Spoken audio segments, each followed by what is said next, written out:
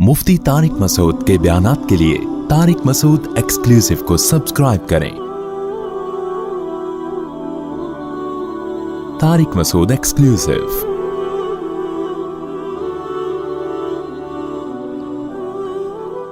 इसकी तफसीर ये है कि रसूलुल्लाह सल्लल्लाहु अलैहि वसल्लम ने इरशाद फरमाया, सही हदीस में है, आपने फरमाया कुल्लु मा काना युअबदु मिन दूनिल्लाहि लैसा मा काना अहदुन युअबदु मिन दूनिल्लाहि लैसा फीही खैर औ कमा क़ाल सल्लल्लाहु अलैहि वसल्लम, कि अल्लाह के सिवा जिसकी भी इबादत हो रही है उसमें कोई खैर नहीं है। यानी जितने भी माबूद हैं ना अल्लाह के सिवा, उनमें कोई खैर नहीं है। तो उसमें मुशरिकीन ने वावेला करना शुरू कर दिया कि अच्छा, आप तो हज़रत ईसा अलैहिस्सलातु वस्सलाम को मानते हो कि उनमें खैर है, हालांकि इबादत तो ईसा इब्ने मरियम की भी होती है। ईसाई हज़रत ईसा की इबादत करते हैं। इबादत इस माना में कि वो हज़रत ईसा से मुरादें मानते हैं, दुआ मांगते हैं उनसे। तो वो समझते हैं कि ईसा अलैहिस्सलाम को अल्लाह ने इख्तियारात दिए हुए हैं, तो दुआ ही तो इबादत है ना। तो आपने तो कह दिया कि लैसा अहदुन युअबदु मिन दूनिल्लाहि फीही खैर औ कमा क़ाल सल्लल्लाहु अलैहि वसल्लम, कि अल्लाह के सिवा जो कोई भी ऐसा नहीं है जिसकी इबादत की जाती है और उसमें कोई खैर हो। तो इसका मतलब ईसा इब्ने मरियम में भी खैर नहीं है फिर, जबकि आपने तो उनको ये कहा है कि वो पैगंबर हैं और कुरान उनकी तारीफ से भरा हुआ है। तो अगर ईसा इब्ने मरियम में खैर है जबकि उनकी इबादत की जाती है, तो फिर आपका माज़ अल्लाह ये दावा ही गलत है, फिर हमारे माबूदों में भी खैर है। तो ये नबी ने एक बात फरमाई थी ना, तो मुशरिकीन मक्का उस पर उछलने लगे कि जैसे उनको इस्लाम के ख़िलाफ़ एक बहुत बड़ा हथियार उनके हाथ में आ गया है। और बाज़ रिवायात में आता है कि जब ये आयत नाजिल हुई, इन्नकुम वमा ताबुदून मिन दूनिल्लाहि हसबु जहन्नम, इन्नकुम वमा ताबुदून मिन दूनिल्लाहि हसबु जहन्नम, कि तुम भी और जिनकी तुम अल्लाह के सिवा इबादत करते हो ये सब जहन्नम का ईंधन है। तो मुशरिकीन ने इस पर शोर मचाया कि वाह भाई वाह, अल्लाह के सिवा जिन माबूदों की इबादत हो रही है वो सब जहन्नम में जाएंगे, तो माज़ अल्लाह इसका मतलब फिर ईसा इब्ने मरियम भी जहन्नम में जाएंगे, माज़ अल्लाह। क्योंकि ईसाई तो उनको भी दुआओं में पुकारते हैं, उनको अल्लाह का बेटा कहते हैं, उनको भी इस लिहाज से माबूद समझते हैं। तो जबकि आप तो कहते हो ईसा अलैहिस्सलाम पैगंबर हैं, वो जन्नत में जाएंगे। तो ये भी एक दूसरा कौल है, लेकिन पहला कौल राजे है कि नबी सल्लल्लाहु अलैहि वसल्लम ने की वजह उसकी ये दूसरे कौल के राजे ना होने की कि ये वाली आयत बाद में पहले नाजिल हुई है, और इन्नकुम वमा ताबुदून मिन दूनिल्लाहि हसबु जहन्नम वो बाद में नाजिल हुई है, यानी वो सूरत बाद में नाजिल हुई है। तो लेकिन बाज़ उलमा ने तदबीक यूँ दी है कि भाई हो सकता है वो सूरत बाद में नाजिल हुई हो लेकिन वो आयत पहले नाजिल हुई हो, तो ये भी मुमकिन है। बहरहाल राजे तफसीर यही है कि नबी ने यूँ फरमाया था कि जिसकी भी अल्लाह के सिवा इबादत होती है उसमें खैर नहीं है। तो उस पर मुशरिकीन चीखने लगे, चिल्लाने लगे, वावेला करने लगे, जैसे कोई किसी के हाथ में कोई एक किसी को एतराज़ करने के लिए गोया कि एक इंस्ट्रूमेंट उसके हाथ में आ गया, एक आला उसके हाथ में आ गया, एक शोर मचाने का एक मौका मिल गया उसको। तो उस पर कुरान की आयतें नाजिल हुई। उन आयतों का ख़ुलासा ये है कि जब भी कोई शख्स कलाम करता है ना, तो उसके कलाम का मफ़हूम हर जगह उसमें उमूम मुराद नहीं लिया जाता, बल्कि उसके कलाम को देखा जाता है कि इसकी मुराद क्या है, इसकी मुराद क्या है। सैयदुल अंबिया सल्लल्लाहु अलैहि वसल्लम सारी ज़िंदगी पैगंबरों की फ़जीलत बयान करते रहे हैं, कुरान भी बयान करता रहा है हज़रत ईसा अलैहिस्सलाम के बारे में कि वो अल्लाह के नबी हैं। और फिर ईसा अलैहिस्सलाम तो ख़ुद इस शिर्क के ख़िलाफ़ थे, उन्होंने तो लोगों को मना किया अपनी इबादत करने से। तो नबी ने जब ये फ़रमाया कि जिसकी भी अल्लाह के सिवा इबादत होती है उसमें खैर नहीं है, तो नबी सल्लल्लाहु अलैहि वसल्लम को ये बात मालूम थी कि इससे ईसा इब्ने मरियम मुराद लिए ही नहीं जाएंगे, वो ख़ुद ब खुद मेरे इस कलाम से खारिज हैं, उनको खारिज करने की अलग से ज़रूरत नहीं है, क्योंकि उनके बारे में तो मैं भी बता चुका हूँ, कुरान भी बता चुका है। जितनी आसमानी किताबें हैं जो उस दौर में मौजूद थीं, तौरात और इंजील, वो सब इस पर गवाह थीं कि पैगंबर खैर से खाली नहीं होते, पैगंबर तो खैर का मजमूआ होते हैं। तो ऐसा उमूम मुराद लेना ही ठीक नहीं है, यानी किसी के कलाम का वो मतलब लिया जाएगा ना जो उसकी ज़िंदगी से पता चल रहा हो। ये बिल्कुल ऐसा ही है जैसे आजकल भी लोग किसी के अल्फाज को पकड़ के बैठ के एकदम शोर मचाना शुरू कर देते हैं। भाई उसके अल्फाज का वो मतलब लिया जाएगा जो जिस पर उसका कलाम दलालत कर रहा हो। तो इसकी मिसाल ऐसे है जैसे कुरान में आता है कि अल्लाह ने पैगंबरों को इसलिए भेजा ताकि پیغمبر حرام چیزوں کو حلال کر دیں اور بہت سی حلال چیزوں کو حرام کر دیں، حالانکہ قرآن دوسری جگہ خود کہہ رہا ہے کہ حلال و حرام کرنا صرف اللہ کا کام ہے، اللہ کے سوا یہ اختیار کسی کے پاس نہیں ہے۔ تو جب اللہ بار بار کہہ رہا ہے کہ حلال و حرام کرنا میرے اختیار میں ہے، تو جب اللہ کسی پیغمبر کی طرف نسبت کرے گا کہ یہ حلال کو حرام اور حرام کو حلال کرنے کے لیے آئے ہیں، تو مراد کیا ہوگی کہ حلال کو حرام کرنے کے لیے نہیں بلکہ بیان کرنے کے لیے آئے ہیں۔ تو ہم اس کلام میں خود بخود تعویل کریں گے، اس کا ظاہری معنی مراد نہیں لیں گے۔ اور میں آسان مثال دیتا ہوں نا، لوگ کہتے ہیں نا کہ جیسے شادی بیاہ میں کہتے ہیں کہ بھائی میں 3 پلیٹیں کھا گیا بریانی کی۔ اب کوئی اس سے کہہ رہا ہے یار تو پلیٹیں کھا گیا، تجھے تو ہم نے بریانی کھانے کے لیے بھیجا تھا، تو جواب میں کیا کہے گا؟ بھائی پلیٹوں سے میری مراد بریانی ہی ہے۔ اب آپ کہیں اچھا اب اپنے مطلب چینج کر رہے ہو، پہلے جھوٹ بولا تم نے، تو وہ کیا کہے گا؟ بھائی میں نے تو سامنے اس لیے خطاب کیا تھا کہ تم عقل مند ہو، تمہیں پتہ ہے پلیٹ دنیا میں کوئی بھی نہیں کھا سکتا، تو میں نے تو مجازاً نسبت کر دی تھی۔ تو یہ فتنہ پرستوں کا کام ہوتا ہے کہ کسی کے کلام میں کہیں بھی ان کو موقع ملتا ہے نا تماشا مچانے کا اور فتنہ پھیلانے کا، تو وہ پھیلاتے ہیں۔ تو مشرکین مکہ نے نبی صلی اللہ علیہ وسلم کے کلام کے ساتھ یہی کیا۔ نبی نے فرمایا کہ اللہ کے سوا جتنے لوگوں کی بھی عبادت ہو رہی ہے نا، جن کی بھی عبادت ہو رہی ہے، ان میں خیر نہیں ہے، یعنی وہ تمہارے کچھ بھی نہیں بنا سکتے، وہ خود خیر سے خالی ہیں۔ تو مراد اس سے یہی تھی کہ اس میں پیغمبر داخل نہیں ہے، اہل اللہ اولیاء اللہ داخل نہیں ہے اس میں، وہ تو لوگوں کو شرک سے منع کرتے رہے ہیں، وہ تو لوگوں کو اپنی عبادت سے روکتے رہے ہیں، لوگوں نے زبردستی ان کی عبادت ان کی مرضی کے بغیر شروع کر دی۔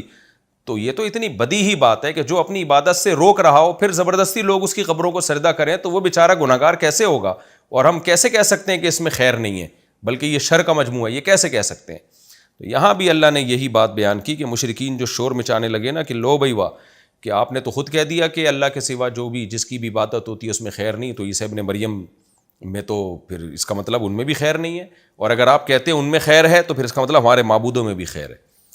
قرآن کی آیتیں نازل ہوئیں، وَلَمَّا ضُرِبَ ابْنُ مَرْيَمَ مَثَلًا، جب ابن مریم کی مثال بطور ابن مریم کو بیان کیا گیا بطور مثال کے، یعنی نبی نے جب بتایا کہ ابن مریم میں خیر ہے، تو اذا قومک منہ یصدون، آپ کی قوم چیخنے چلانے لگی، شور مچانے لگی عیسیٰ ابن مریم کی مثال سن کے، اور کہنے لگی وقالوا اآلہتنا خیر ام ہوا، کیا ہمارے معبود بہتر ہیں یا عیسیٰ ابن مریم بہتر تھے؟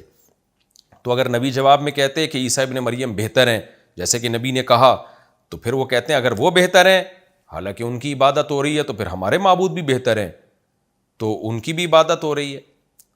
تو اگر عیسیٰ ابن مریم کو معبود بنانے سے عیسیٰ ابن مریم میں خیر کی نفی نہیں ہوتی تو ہمارے معبودوں میں بھی نفی نہیں ہونی چاہیے۔ یہ مطلب ہے اس آیت کا۔ اللہ نے فرمایا کہ ما ضربوہ لک الا جدلا، پہلی بات تو یہ کہ ما ضربوہ لک، انہوں نے عیسیٰ کی مثال آپ کے سامنے بیان نہیں کی الا جدلا، سوائے جھگڑا کرنے کے لیے۔ کیا مطلب؟ ان کو بھی پتہ ہے کہ ہمارا یہ اعتراض درست نہیں ہے، نبی کے کلام کا مطلب ان کو بھی پتہ ہے کہ یہ پیغمبروں کے علاوہ لوگ مراد ہیں، اس سے پیغمبروں کے علاوہ معبود، یہ جو پتھروں کے بنے ہوئے معبود ہیں نا، یہ مراد ہیں اس سے، یہ سورج جس کی عبادت کی جاتی ہے، پیغمبر اس میں داخل نہیں ہے۔ ان کو بھی پتہ ہے کہ نبی کا مطلب کیا ہے، تو یہ کوئی واقعی اشکال نہیں ہو رہا ان کو، ان کا مقصد تھا پروپیگنڈا کرنے کا، ایک موقع چاہیے تھا، تو وہ موقع اب یہ چاہ رہے ہیں کہ ہاتھ سے جانے نہ پائے۔ اس لیے اللہ فرماتے ہیں ما ضربوہ لک، انہوں نے عیسیٰ ابن مریم کی جو مثال دی ہے آپ کے لیے، نہیں یہ مثال دی الا جدلا، مگر سوائے جھگڑا کرنے کے لیے، بل ہم قوم خصمون، اور یہ صرف اسی دفعہ جھگڑا نہیں کیا، یہ ہیں ہی جھگڑالو لوگ، یہ ایسا کرتے رہیں گے، تو ان سے آپ خیر کی امید نہ رکھیں اور آپ پریشان نہ ہوں، یہ ہیں ہی جھگڑالو لوگ۔ پھر آگے اللہ نے اس کا علمی جواب دیا، دلیل والا جواب دیا، ان ہوا الا عبد انعمنا علیہ، نہیں تھے عیسیٰ مگر ایک بندے جن پر ہم نے انعام کیا۔ تو انعام یافتہ لوگ تو خود بخود اس مثال سے خارج ہیں، ان کو الگ سے خارج کرنے کی ضرورت نہیں ہے۔ وَجَعَلْنَاهُ مَثَلًا لِبَنِي اسرائیل، اور ان کا مقام تو اتنا بڑا تھا کہ ہم نے بنی اسرائیل کے لیے ان کو مثال بنایا تھا۔ مثال کا مطلب بنی اسرائیل ان کو دیکھ کر یقین کرتے تھے، ان کے معجزوں کو دیکھ کر کہ اللہ کا وجود ہے، اللہ کی توحید برحق ہے، اللہ کتنا طاقتور ہے، اور ان کو فالو کرتے تھے عیسیٰ ابن مریم کو۔ تو جو اتنی بڑی شخصیت ہو، وہ اس کے بارے میں کیسے دعویٰ کیا جا سکتا ہے کہ ان میں خیر نہیں ہے؟ آگے اللہ نے فرمایا وَلَوْ نَشَاءُ لَجَعَلْنَا مِنْكُمْ مَلَائِكَةً فِي الْأَرْضِ يَخْلُفُونَ، یہاں پر اب عیسائی لوگ پروپیگنڈا کر سکتے تھے کہ بھائی چلو نبی نے مان لیا کہ عیسیٰ ابن مریم میں خیر ہے، لیکن اتنی بات تو ہے نا کہ بغیر باپ کے پیدا ہو گئے، تو اس کا مطلب کچھ معبودیت والی بات ان میں تھی، اللہ کے معاذ اللہ بیٹے تھے، اس کا مطلب وہ کچھ ان میں الگ سے کچھ کمالات تھے جس کی وجہ سے ہم ان کی عبادت کریں گے۔ اس کا اللہ نے جواب دیا کہ نہ شرک کرنے کی پھر بھی اجازت نہیں ہے۔ وجہ اس کی یہ کہ عیسیٰ ابن مریم کا بغیر باپ کے پیدا ہونا یہ عیسیٰ کا کمال نہیں ہے، یہ اللہ کا کمال ہے، تو اس سے عقیدہ توحید اور ثابت ہوتا ہے۔ تو اللہ جواب دے رہے ہیں کہ تمہیں صرف یہ اشکال ہو رہا ہے کہ بغیر باپ کے عیسیٰ کو کیسے پیدا کر دیا، ہم تو چاہے تو انسانوں سے فرشتے پیدا کر سکتے ہیں، اور ایسے فرشتے جو زمین پہ یکے بعد دیگرے آئیں، یعنی انسانوں کی طرح زندگی گزاریں، مریں، پھر نئے فرشتے آئیں، تو حالانکہ دونوں کی جنس بالکل الگ ہے۔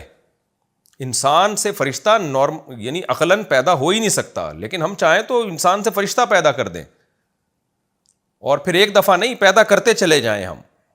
تو جو خدا انسانوں سے فرشتوں کو پیدا کر سکتا ہے، وہ انسان کو ایک ماں سے کیوں نہیں پیدا کر سکتا بغیر باپ کے؟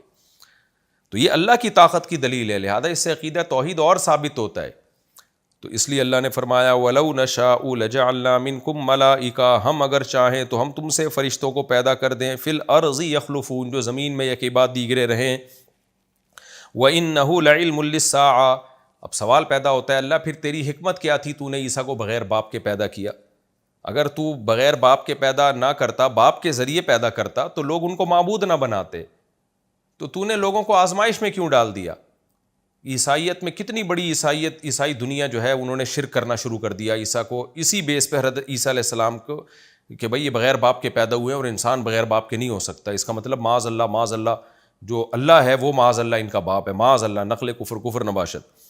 تو اس کا اللہ نے جواب دیا وَإِنَّهُ لَعِلْمٌ لِلسَّاعَةِ، بھائی وہ قیامت کی علامت ہیں، وہ سائنس کو چیلنج ہیں کہ جو خدا بغیر باپ کے انسان کو پیدا کر سکتا ہے، اس کا مطلب اس اللہ کو کچھ کرنے کے لیے کسی سبب کی ضرورت نہیں ہے، تو وہ دوبارہ بھی انسانوں کو پیدا کر سکتا ہے، تاکہ تمہیں قیامت پر یقین آ جائے کہ اللہ قیامت واقع کرے گا اور انسانوں کو دوبارہ پیدا کرے گا۔ تو اللہ اگر اپنی طاقت کے یہ نمونے نہ دکھاتا اور طاقت کے یہ کرشمے نہ دکھاتا تو اللہ کی حجت انسانوں پہ ثابت نہ ہوتی۔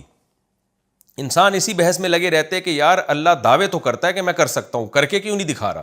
تو اللہ نے کہا میں نے ایک پیغمبر کو پیدا کر کے دکھا دیا کہ بغیر باپ کے، کہ میں بغیر باپ کے بھی پیدا کر سکتا ہوں، جیسے آدم کو ماں اور باپ کے بغیر پیدا کیا۔ تو یہ معجزے اللہ دکھا سکتا ہے، اور اس لیے دکھاتا ہے تاکہ لوگوں کو یقین آ جائے کہ میں دوبارہ بھی یہ کام کر سکتا ہوں۔ پھر حضرت عیسیٰ کو ماں کی گود میں اللہ نے بلوایا تاکہ لوگ ان سے نفی کر دیں کہ یہ ولد الزنا نہیں ہے معاذ اللہ۔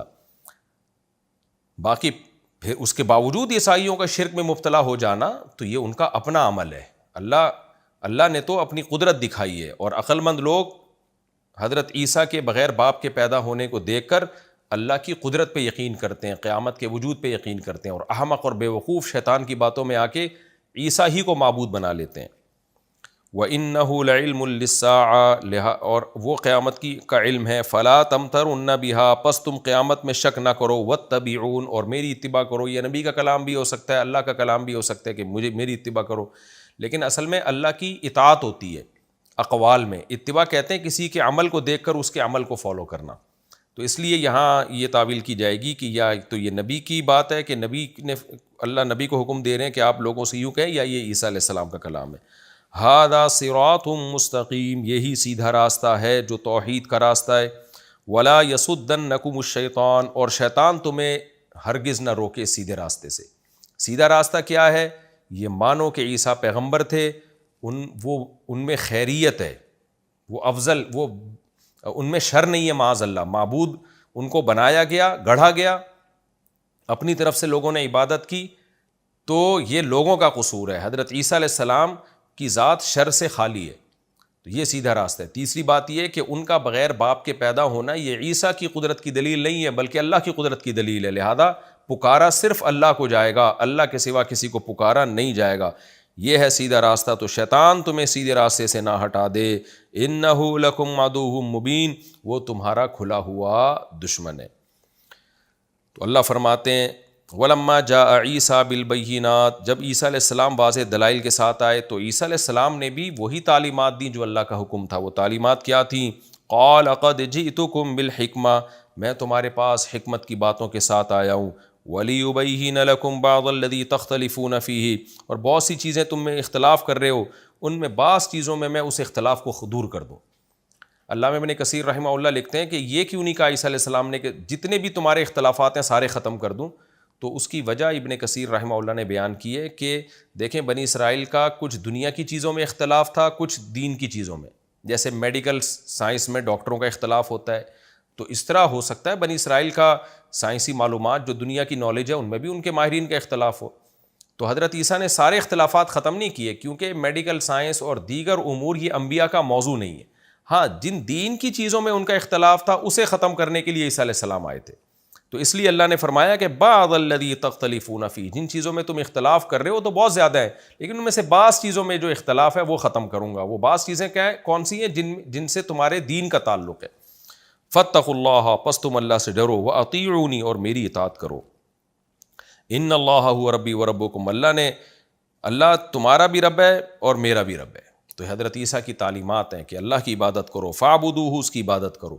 تو جب عیسیٰ اللہ کی عبادت کا حکم دے رہے ہیں تو تم عیسیٰ کی عبادت کیوں کر رہے ہو؟ وَهَذَا صِرَاطٌ مستقیم، یہ سیدھا راستہ ہے۔ فَاخْتَلَفَ الْأَحْزَابُ مِن بَيْنِهِمْ، اللہ کہتے ہیں ان کی جماعتوں کا اختلاف ہو گیا، کسی نے عیسیٰ کی بات کو فالو کیا، کسی نے فالو نہیں کیا۔ کچھ عیسائی اس پر قائم رہے کہ نہیں بھائی معبود صرف ایک اللہ ہے، عیسیٰ اللہ کے بیٹے نہیں ہیں، اور کچھ نے اختلاف کیا، ان کی تعلیمات سے انحراف کیا۔